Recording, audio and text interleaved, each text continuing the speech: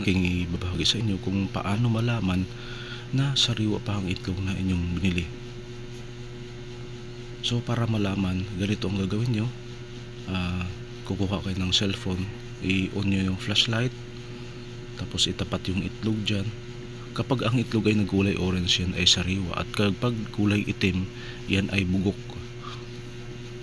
Ganito man, kapag walang ilaw, pwede nyo rin siyang amuyin sa pamamagitan ng pang-amoy, no? Amuyin nyo siya, ilapit nyo sa inyong ilong, no?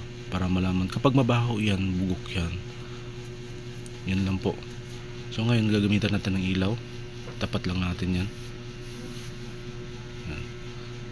So yan yung palatandaan na ang itlog ay sariwa, wala kang makikitang itim. Kapag may nakita kang itim na kalahati man lang, yan ay bugok na.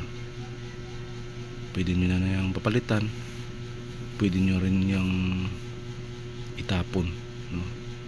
Para hindi pa makakasira. Ganun lang, bago kayo bumili bago nyo lutuin yung itlog na nabili niyo, kailangan nyo munang itapat sa ilaw at amuyin para hindi sila mahalo sa sariwang itlog, no? Sana nakatulong itong video na ito, lalo na po doon sa madalas kumonsumo ng itlog, para mayroon din kayo ng kaalaman para magkaiwas din po kayo sa sakit.